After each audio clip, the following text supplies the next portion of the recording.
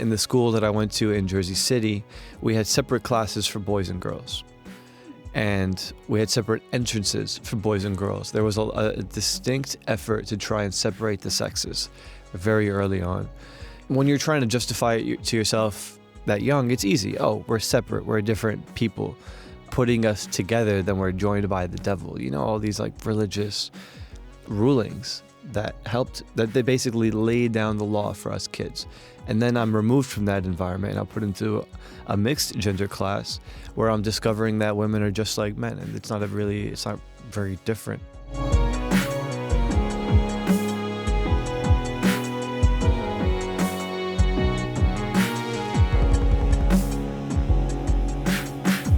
I normally introduce my guests, but why don't you introduce yourself this time? Can you tell everyone Sure. who you are? Yeah, my name is Ayman Ismail. I am a first-generation Egyptian American. That means my parents came from Egypt. But at this point, they spent more time living in America than they have in Egypt, so I don't know what that makes them. Anyways, I'm a staff writer at Slate magazine, where I produced a video series called Who's Afraid of Aymann Ismail, which was a lot of fun to make. Now I'm trying something different. Now I'm moved into the podcast sphere, and I'm producing a series called Man Up, where I try and investigate where we get our ideas about what it means to be a man in America. Mm-hmm. So it's a lot of introspection, a lot of second guessing what you think is real and trying to find surprising takes for what we think we already know. Okay, so we'll start with your childhood. Yes. We'll start there. And your parents, as you said, they come from Egypt. And as I was prepping for this interview, I read that you said your parents come from different parts of Egypt. So Yeah. culturally, they are different. Mm-hmm. What do you mean by that? And how did it impact you growing up? So when you look at a map of the world, the United States is like half of the globe, and Europe is gigantic, and they make Africa tiny, and there's all these different forced perspectives that you need to get over. So Egypt is massive. Egypt is a really, really big country. Just to get to two countries that look next door on a map, it takes you like 4 or 5 hours. So to drive from where my dad grew up to where my mom grew up, it's about a 10-hour drive. So the cultures are different. They speak different kinds of Arabic. One says falafel, the other one says ta'amiyya, So if they had stayed in Egypt, they would have never have met. What's different about America is, in a lot of other countries, we have classist societies that keep people from different classes separate, right? If you're educated, if you come up from a very high-class society, chances are very slim that you're going to be interacting with a lot of people that come from like the farmer areas or a little bit more south down the Nile. So what's interesting about their relationship, and I think played to my advantage as a first gen, is the fact that they both come from different experiences, both have different specialties, right? And they both add different flavors of Egyptian culture to my experience. And that's something that I appreciate about them. So what do you mean by different specialties? It's different specialties. Right. Good question. So my mother comes from like a pretty affluent Egyptian family. She has maybe 12 brothers and sisters, and half of them are doctors, and the other half are engineers. So my father comes from a village called Suheg, which I think at this point is kind of developed into a bigger city. For all intensive purposes, it's a village, no plumbing, no paved streets. I think I hear they have some of that now, but not when he was growing up there in the early 70s. And so his specialty is more hands-on. He's more of a barterer, a people person. He knows how to adapt and to read people, whereas my mom is more of the encourager, someone who helps me set goals into the future and helps me become more ambitious, So it's different things that they both learned from their different experiences growing up that ended up giving me a very round and complete Egyptian heritage to inherit from them. And you grew up in New Jersey, right? Which is its own version of Little Egypt. Yeah, that's what I was going to ask you. So what was it like growing up in New Jersey, and how did outside influences impact your outlook on life growing up? So the thing about Jersey City specifically is that a lot of Egyptian immigrants end up there because there's a very strong Egyptian, specifically Muslim community. That's interesting. And when my parents were wanting to raise children, they had decided very early on, before the first one was even born, that they were going to be the best Muslims that they could be. And this was something very important to them. So, like a lot of other Egyptian parents, they came to Jersey City, where they can raise their kids with other Egyptian kids, sort of outside of the conventional American experience, even the conventional Jersey City experience. We were born into a very tight-knit community that more or less existed as a bubble, but having left that bubble and experienced the world, I do appreciate what they were trying to protect us from. Jersey City in the 90s was a very tough neighborhood to grow up in. We were right next door to a high school that barely sent kids to college. But for us as kids who were also growing up in similar economic situations, they gave us the best shot that we could possibly get by putting us in an environment where we were experiencing other Egyptians, or we were experiencing other Muslims, where nobody was bullying us for where we came from or who we were. You know, it's the regular kind of bullying. It's like, oh, your face is funny, whatever, you know? But it ended up helping me develop a very sophisticated idea of what a Muslim could be. Not very early on, but eventually, because I was exposed to so many different Muslims. You know, I was one of 3 Aymans in my class. So the reason why I cherish that and thankful to my parents for putting me in that kind of circumstance is that after a certain point, specifically after 9/11, I was transferred out. And I was put into public school where I was the only Ayman. And every question I got was, do you live in a pyramid? What is it like being in the desert? Or your sister, she wears a hijab. What is she hiding under there? You know, her favorite answer was usually, oh, there's an air conditioner because, you know, it gets hot. So holding those two experiences together, I understand where my parents were thinking. I understand where they were coming from when they wanted to protect us from some of the more dangerous outside influences, gangs, drugs, violence. In our little bubble, they were able to convince us that we were different, and therefore we were special. And if we were special, we had more potential. And I don't think that would have been as possible had we just grown up as any other kids in the neighborhood. So I appreciate them 100%, and not a day goes by where I don't wish that I could give to them what they've given to me. Where did you go to college? I went to school at Rutgers University in New Brunswick. You talk about how you went through this identity crisis, and in college you were able to reconnect with your Muslim identity. What was that journey like? Because what you're describing to me seems like your parents instilled this strong sense of identity in you as you were growing up. But then did you lose touch somewhere along the way, and then you reconnected in college? Yeah, I mean, when we talk about religion specifically, it's a very lofty and ginormous concept to wrap your mind around, right? How do you expect students and young kids to really understand their place in the universe when we're talking about God, right? It's this humongous concept. So when we were kids, or I'll say when I was a kid, religion more or less boiled down to do's and don'ts. Muslims, they do a particular activity. They're supposed to pray. They fast Ramadan. They don't eat pork. That was like the biggest thing. Yes. But they don't do X, Y, Z. They don't have boyfriend and girlfriends.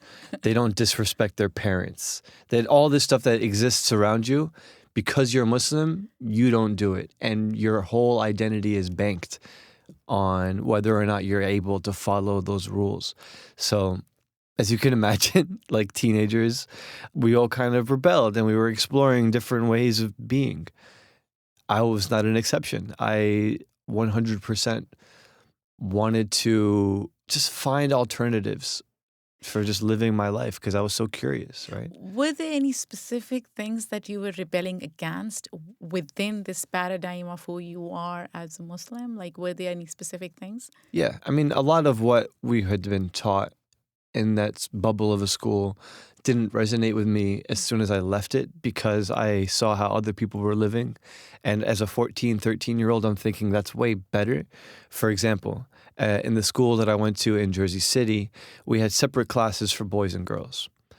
And we had separate entrances for boys and girls. There was a distinct effort to try and separate the sexes very early on. When you're trying to justify it to yourself that young, it's easy. Oh, we're separate. We're different people. Putting us together, then we're joined by the devil. You know, all these like religious rulings that they basically laid down the law for us kids. And then I'm removed from that environment and I'm put into a mixed gender class where I'm discovering that women are just like men and it's not very different. And in fact, if you act like it's different, then you're the outcast. And so then you had to reconcile both of those two truths. How could both of those two be true at the same time? And that was the first thing that I rebelled against. You know, I was this kid who was flanked by girls who were funny, who were smart, who were better at me than math, who I could, see a lot of myself in. And I had to learn quick, how to interact with these people that I thought were a totally different species. And that caught up with me quick. Like that only took about 6 months to unlearn. And then all of a sudden I'm playing basketball against like whoever, and we're just doing everything together. We're having lunches together. We're having like dirty talk together. It's like everything. It doesn't matter. And when those two realities clashed, not that I had to make a decision on to which way I was going to go, I still felt like what I was doing was bad and made me a bad Muslim. But at that point, I just didn't care. Like I just wanted to experience my life the way that I wanted to experience it. And along with that came, again, not a rejection, but more of I was more willing to sidestep some of the rules that I thought had been concrete. So when you say you felt like you were acting like a bad Muslim, do you wish your parents had taught you more nuanced version of what it is like to be a Muslim rather than just black and white? Because the reason I say that is I grew up in Pakistan. And growing up, there was some degree of segregation, but it wasn't as explicit, or it wasn't part of the religion per se. It wasn't described as being part of our religion. And that's what I'm trying to understand, that what you're describing is it was taught as part of Islam. Yeah.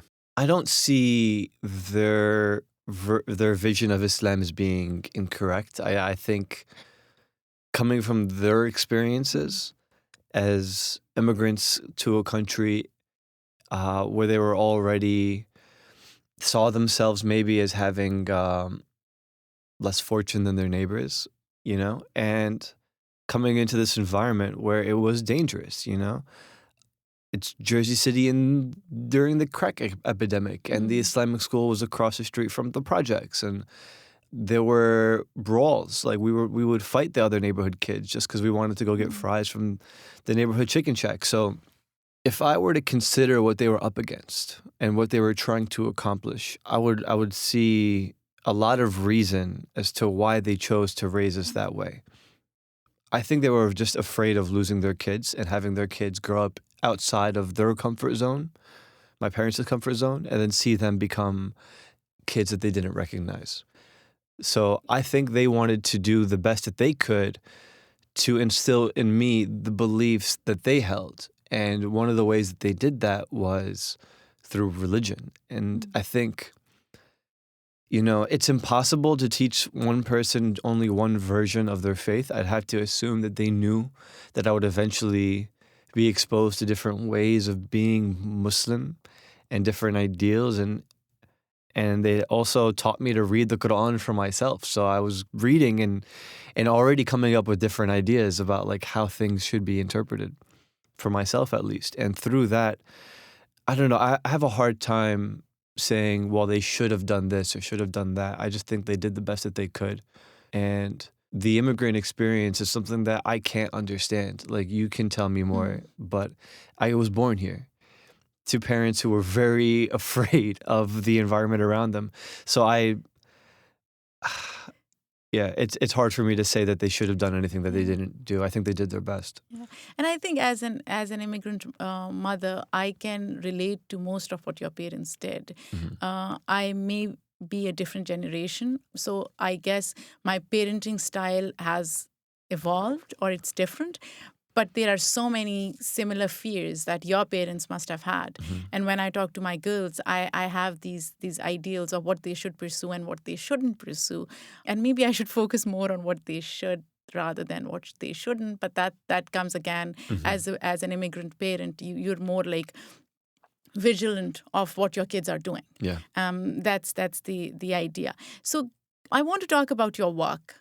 Sure. You're doing amazing work. You're Thank an you. author and you're a podcaster, and you did this video series where you tackle these extremely complex issues in a very simple and relatable fashion. I appreciate that. Yeah, because Thank you. I was watching your videos and I was like, oh my God, this is so interesting to watch, and it really resonated with me.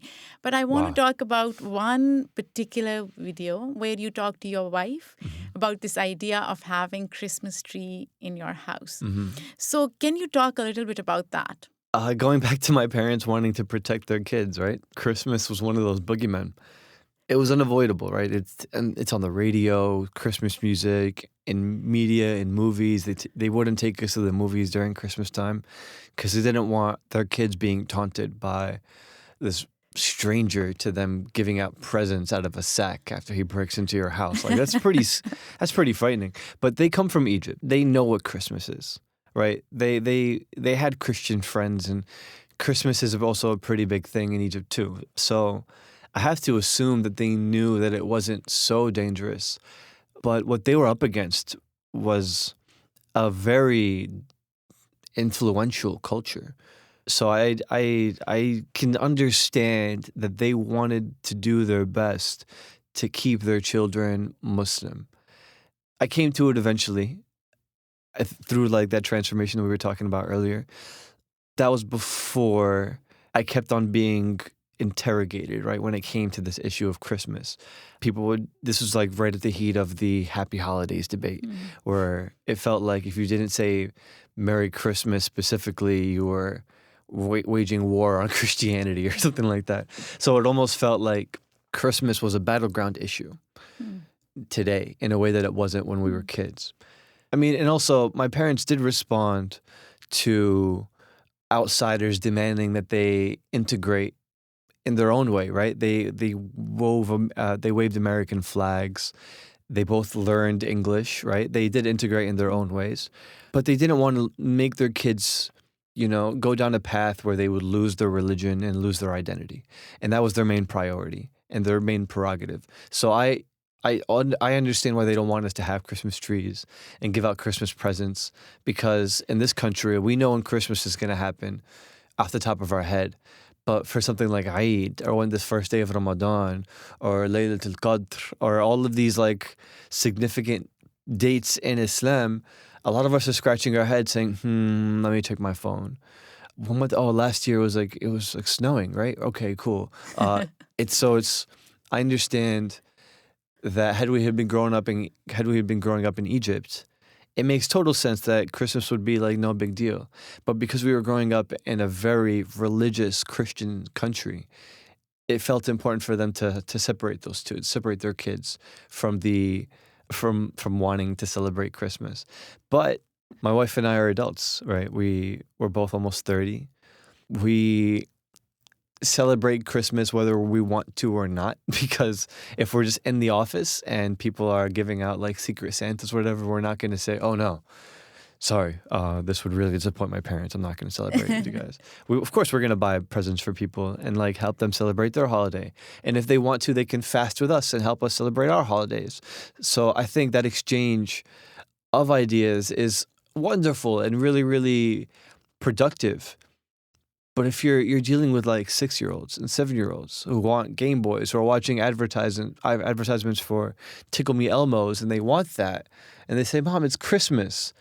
My reaction, my kid was saying that to me, I was like, yo, we don't do Christmas. I'll get you that for Eid. But like, no, like this is their holiday, this is ours.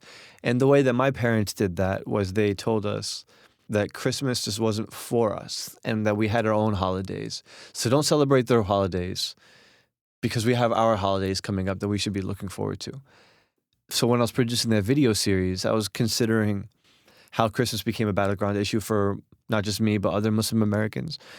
A lot of my friend group they didn't really know whether or not to celebrate because they thought it would be fun and what's the harm in a tree and presents, right? But at the same time, you have to consider that it could be harmful because, especially if you're like younger, because then you might compare how your neighbors are reacting to that religion versus how they are to your own, and you might see yours as weaker, and how that can lead to like a complex or whatever.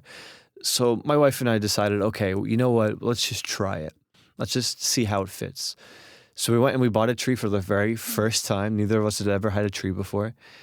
And when we were in the Christmas tree lot, I was nervous, not because I thought that I was violating my religion, but because I thought that if my parents were to see me do it, they wouldn't quite understand. They still see me as their kid that they need to protect. So I understand that if they were to see us with a tree and decorating it with lights and giving each other gifts, they would think, oh no, we failed. And I don't want them to feel like they failed. I want them to feel like they succeeded. On this issue, I understand your parents' perspective and I sort of agree with them. To me, integration can be even by celebrating differences and having those differences, because sometimes what we do is that we try to diminish intrinsic value of differences. So I can celebrate a friend's holiday by being part of it, but I don't have to celebrate it in my house. You know what I'm saying? It's like, so for me, I've celebrated Holi with friends. I have wished them Merry Christmas, like Christian friends, Jewish friends, Hanukkah. But then as you talk about your parents, I think I want my kids to know that our holiday is Eid. Yeah. And that is what is most valuable to me. Yeah, and I think that's totally valid, and I think that makes perfect sense. And when I consider what my parents were trying to do, that's the obvious answer, right? The only thing is that my wife and I have never experienced life outside of America. This is just our whole experience. And we kept on asking ourselves, like, would this take away from our celebration?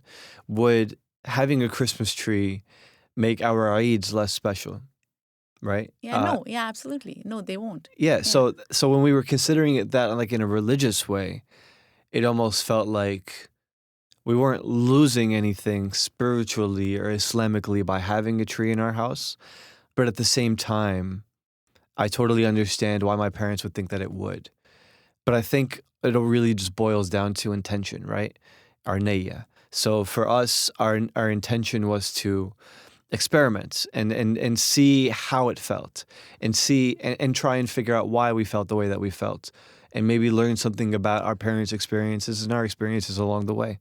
And I think we succeeded in that. And we also, during the episode, invited a lot of our Muslim friends to come over, and we didn't tell them what was happening. We just sort of brought them into like this Muslim Christmas fusion thing, right? We had a tree, but it had a green crescent on the top. And when we ate, we also prayed. Like, you know, like we were doing it like the Muslim way, if there was a Muslim way to do it, which I thought was fun, you know. But I definitely wasn't hoping that people would watch the episode and think to themselves, okay, well, Ayman's just trying to make himself more appealing to non-Muslims or see me as someone who was willing to compromise my religion. This was really just a social experiment so that I can learn something about myself and my relationship to Islam. So what did you learn? I learned a lot, actually. I learned that these barriers that kept me from exploring the American culture because I thought they were these religious lines that shouldn't have been crossed were actually useful tools to strengthen my religion. Like here we were celebrating, you know, by just having a lot of Muslims over and feeding them. Like, what's more Islamic than that? And we also got to pray Jama'ah, you know, which you get more credit for. And we also started a conversation. Like, my favorite hadith, I don't know who narrated it, but the Prophet, alayhi salatu salam, came into the mosque and he saw two groups of people. One group was studying and memorizing the Quran. They were just reciting and reciting and reciting. And another group was listening to a man talk about his like travels around the world and talk about going to China. And the Prophet went and sat with that person. And then when someone asked the Prophet, why would you sit with them instead of going with prayers? He said, studying is more important than ritual prayers. Absolutely. And so that resonates with me deeply because I am a journalist. I'm satisfied when I'm out there learning and exploring.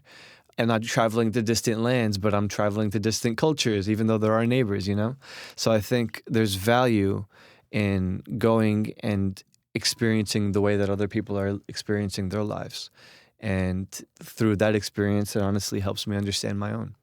So talking about traveling to different cultures, in your video series that we are talking about, it investigates stereotypes, and it's trying to, in some ways, reclaim narratives and challenge those stereotypes, right? So you've made a lot of videos, and you talk about how you're trying to address people who speak up against Muslims, and you think this is born out of fear. Yeah. What do you mean by fear?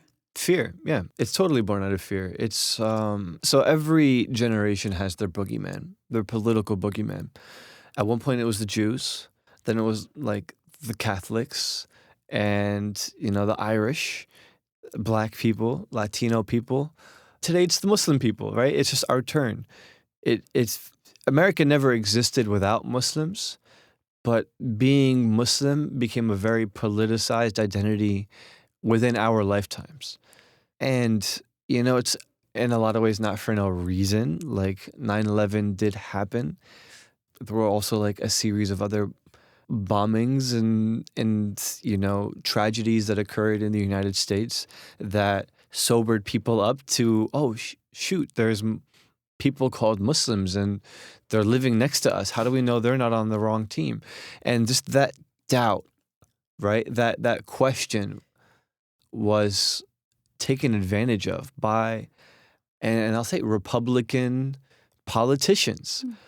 It was a very convenient tool for them to, one, establish or to invent, right, a problem, and then posture themselves as the only ones with the solution. It's a very convenient political tool.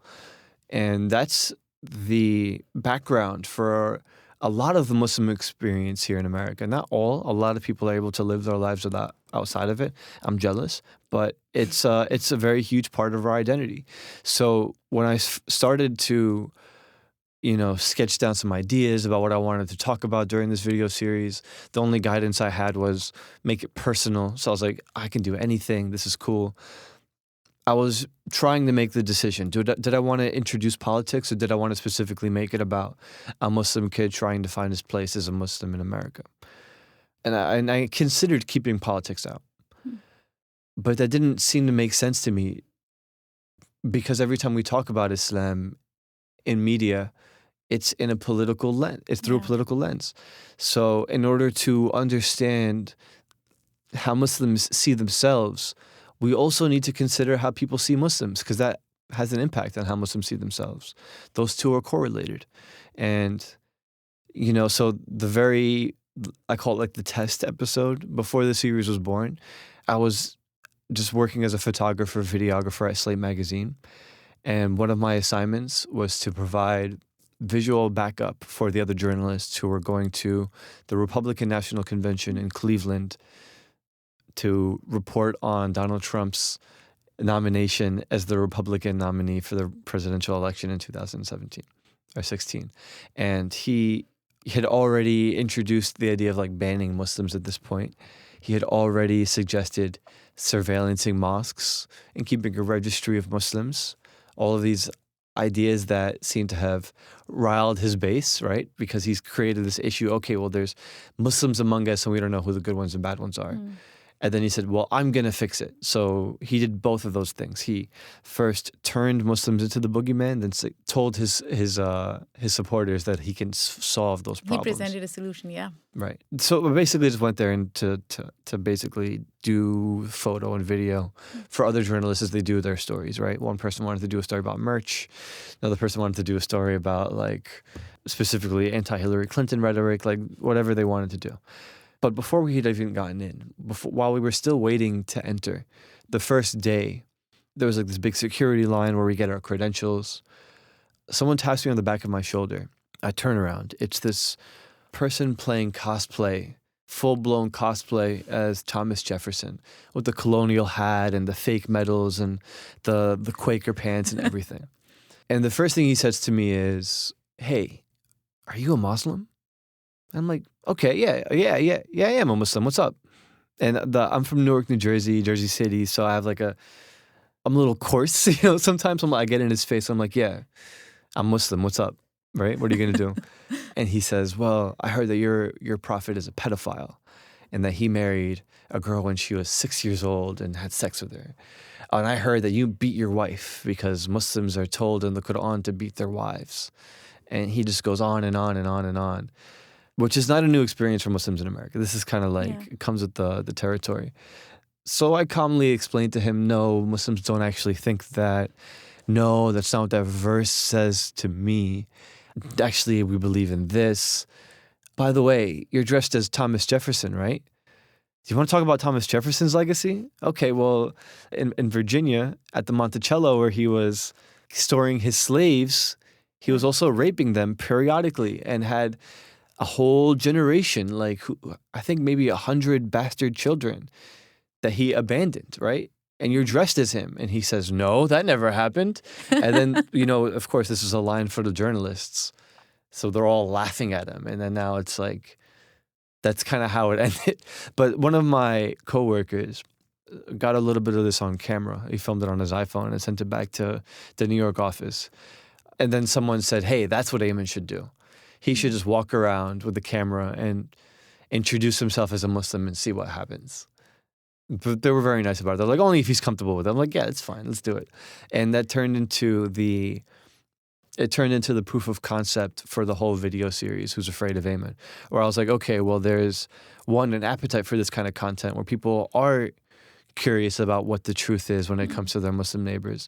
But at the same time, they might be interested in a Muslim asking questions and answering those specific questions head on. So that's what I was trying to do. That was the inspiration for the whole series. So with your series, I do recognize that there is some element of fear among non-Muslims with regards to Muslims, right? And you've talked about that, like 9/11, and then what they see on media, and especially Fox News. I mean, if I were to watch Fox News all day long, I would hate myself. Yeah. So, but do you think when we say they are scared of us or using the word fear, we are taking responsibility away from them? Because to me, it's like it's an emotion. Yeah. And when we talk about somebody being emotional, then we give them the license to do whatever they can because they're scared, right? It's an emotion, so they want to protect themselves. Yeah. And it's okay to do whatever in order to protect themselves. So what do you think? Are we taking responsibility away from them by calling it fear? I recognize how some people could believe that. I just don't personally think that that's right. I mean, you end up talking to these people in person, right? When they're not hiding behind anonymous Twitter users or Facebook users or whatever.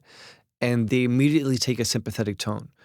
They recognize your humanity if you present yourself as a human. And so I have a very hard time saying or believing in my heart that these people, had they not been taken advantage of, would already have this hate in their heart. And I also don't know if the way, there's just not enough Muslims in this country to present what Islam is like for us or around the world. It almost feels impossible. So most Americans have never met a Muslim. Is it their job to go out and seek a Muslim friend then? Why not? I don't know. Isn't that a little patronizing? No, because I feel like they outnumber us.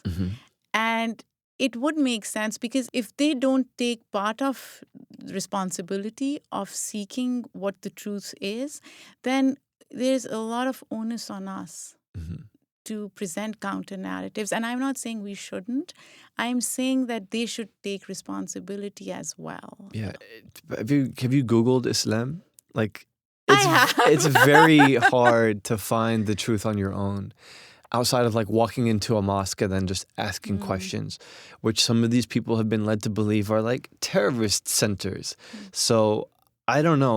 I don't almost discourage people from trying to go online and discover the truth, because most of the results when you Google it are going to be what that guy was saying to me. He learned that stuff online. But I am not talking about that. I am talking about like in person, what you're doing, right? So if they have a Muslim neighbor or if they have a Muslim colleague, that's what I'm talking about. You're absolutely right about Google. I would never want to Google Muslim or Islam or it's scary.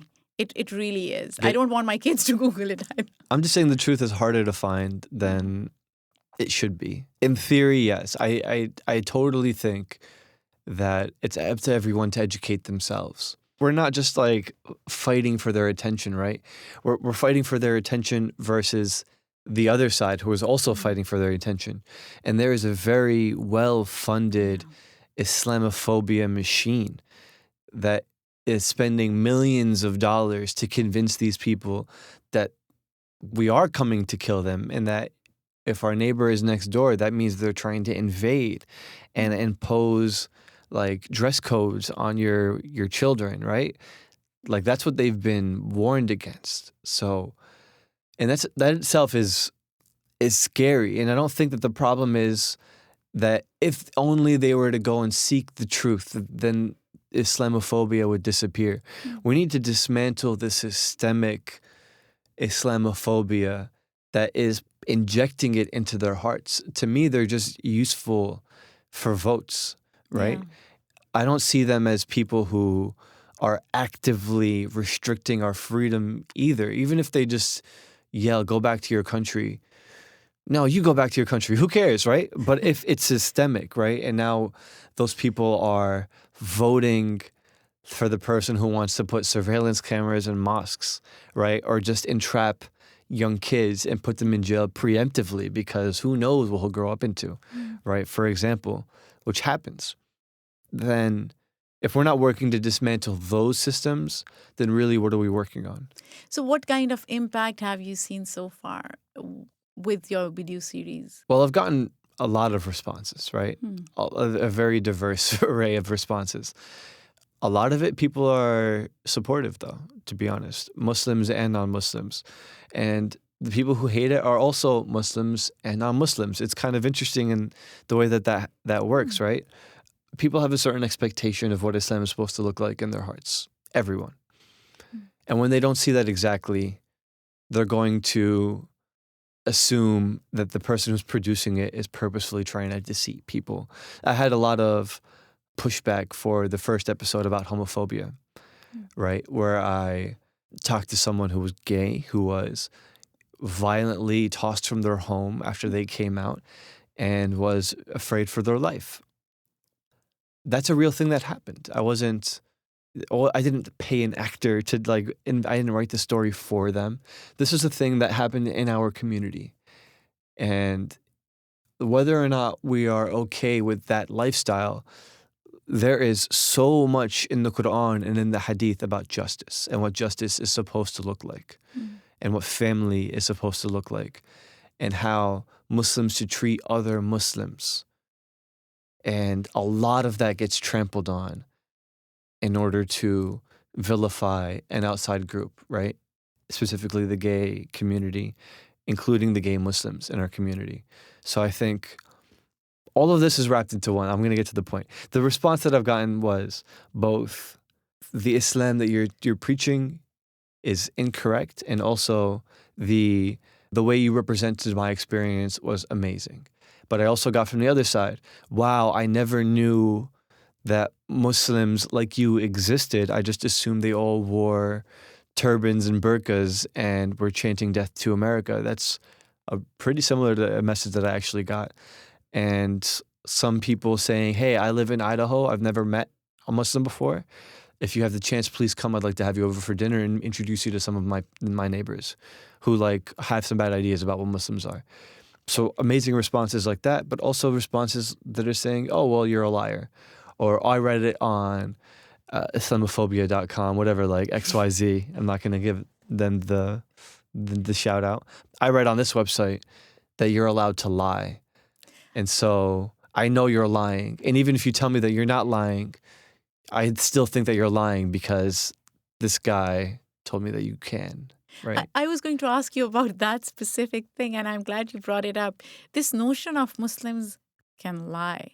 This is like, is it prevalent in the society from what you've like seen through your series, or is it like you think this is just one-off where few would say, but because I feel like, and again, this anti-Muslim, anti-Islam groups, and they perpetuate this idea. So how do you debunk that? Like, yeah, it's hard. I mean, we're talking about taqiyya, right? Yeah. Taqiyya is a very, very obscure, buried. It's not even like a principle. Yeah. It's more so like precedence.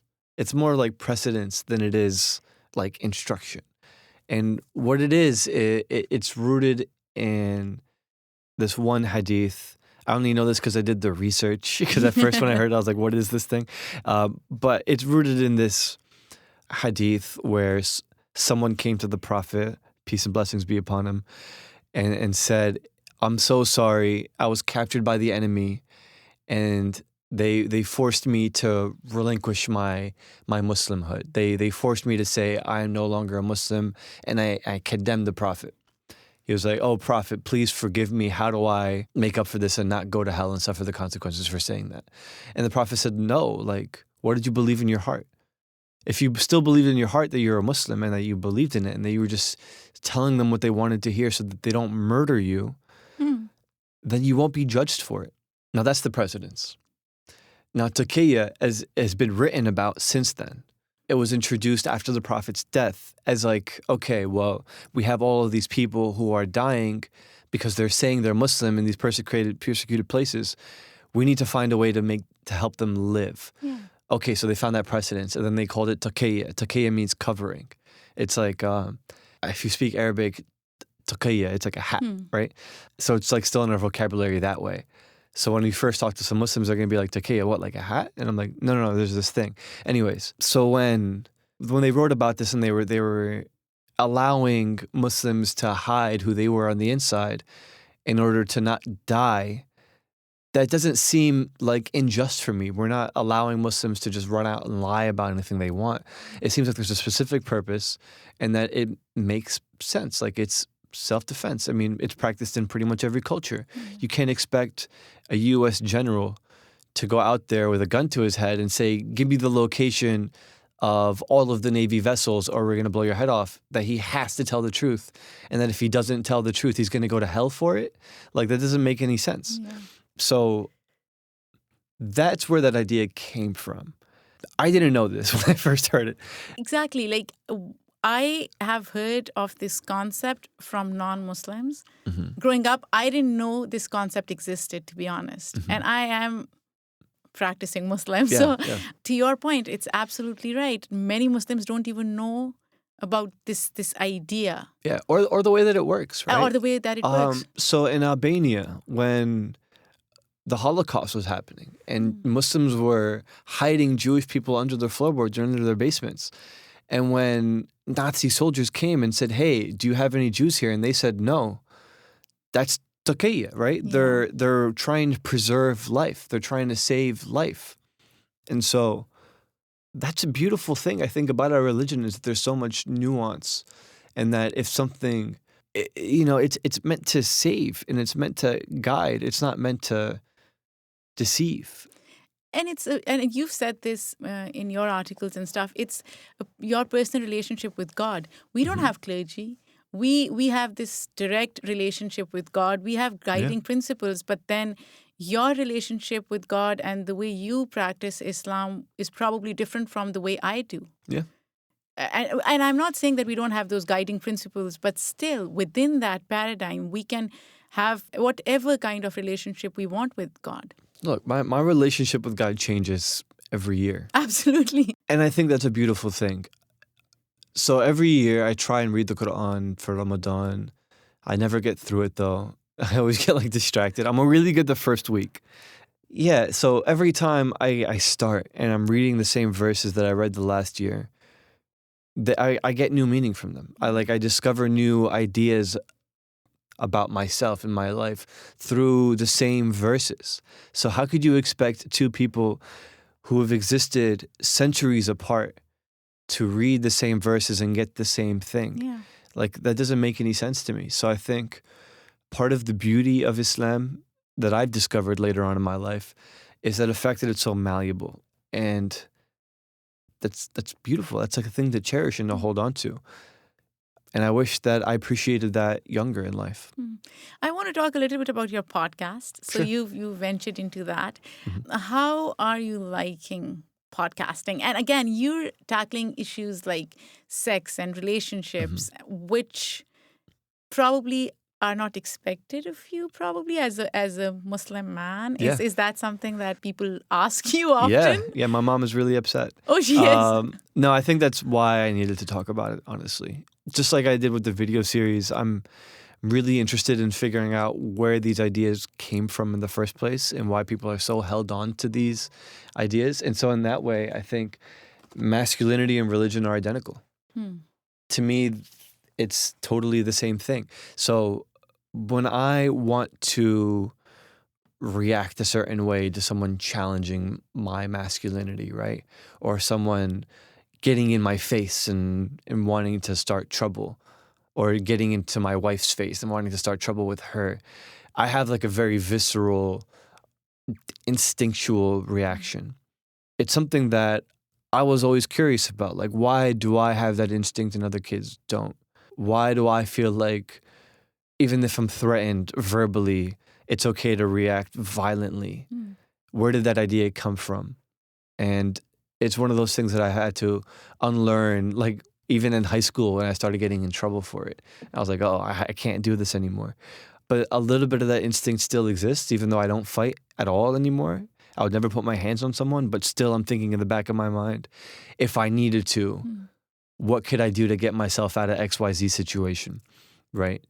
So I'm curious, okay, why does that exist in me? And it's so similar to the same thing with the Christmas tree. I know I shouldn't get a Christmas tree. I know that all of these things about my life are going to change if I don't get a Christmas tree, or if I get a Christmas tree. Let me try. Let me talk to people about why they have these ideas too, and see if I can learn something about myself along the way. It's sort of like group therapy, right? For Muslims was the first series. And with this series, I'm trying to do the same thing for masculinity. And it's something that comes up a lot. And especially, I also talked about masculinity in the video series as well. I don't know if you remember, but there was an episode about sexual harassment in holy places, right? Specifically I saw that, outside the Kaaba. We were talking in that episode about the way men were reacting to these, like this information coming out, right? And so I think there's just so many parallels. To me, it's sort of an extension of the same series. How has that changed your ideas of masculinity, and how have you internalized those like things that you've discovered in the process? Yeah. So the last episode that came out last Wednesday, my life was changed forever. And I'm not just saying that. It was really weird. I did yoga for the first time. Okay. Right? I grew up in an inner city where it just felt like if you were going to be doing stretching in that kind of way, it was feminine. Or at that time, when I was a kid and stupid, I would be like, that's gay, right? So you don't want to like stretch and put your butt out in the air like that. So like in order to first try yoga, I needed to get over that mental block. But then I thought I was done. So I'd signed up and I was going to meet with the person I was going to do the interview with. And we're sitting and I'm on my way and I'm looking at my phone waiting. I'm like, yo, please cancel. Please I don't want to go. But I go. And I thought that was good. Actually, I made it inside the door. That's the hardest part, right?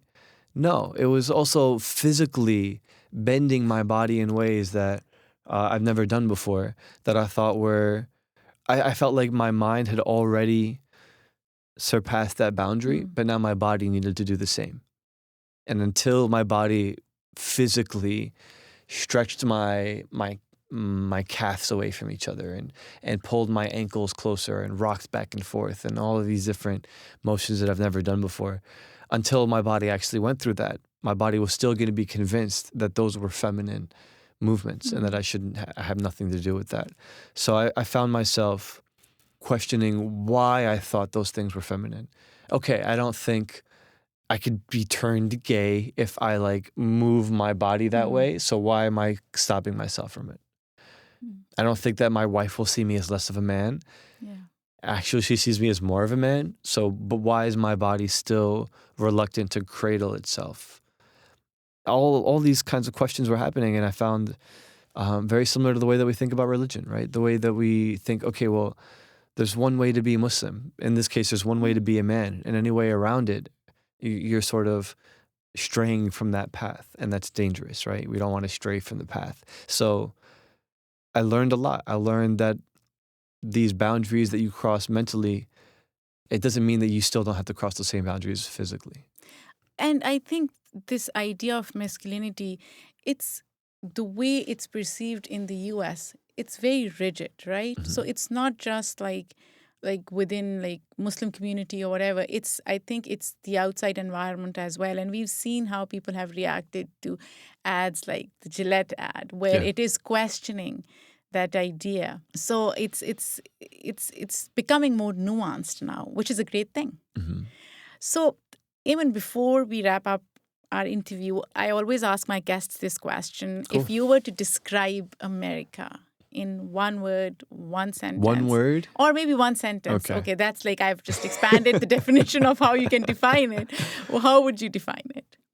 So, I mean, I'm feeling a lot of things right now. I'm feeling apathy for the gentrification that I'm currently experiencing in New Jersey, but I'm also experiencing joy and success, like, because the melting pot is just so beautiful. It's basically a melting pot global village with a cowboy hat on. It's like you're supposed to be anything you want. You can be anything you want. There's a dominant culture that thinks it's cool, but we all kind of think it's silly, like a cowboy hat. It's like it kind of looks silly, but you think you're tough wearing it, so that's cool. But yeah, I'm gonna go with melting pot wearing a cowboy hat. Okay, before we end our interview, where can people find your podcast? It's Man Up, right? It's called Man Up. You have to search Man Up Slate on Apple Podcasts, Spotify, or pretty much anywhere where you can listen to podcasts. And your video series? The video series you can find on YouTube. It's called Who's Afraid of Aymann Ismail. You can just type in Ayman Muslim and it'll pop up probably. Thank you so much, Ayman. This was great. You're doing wonderful work. Thank you. Keep doing what you're doing. This is such a fun interview. I appreciate it. Thank you. And thank you so much for listening to my podcast. Give us feedback. We have a GoFundMe, so you can contribute to that. Rate it 5 stars. Until next time, when we bring you another inspiring story, in the meantime, stay connected.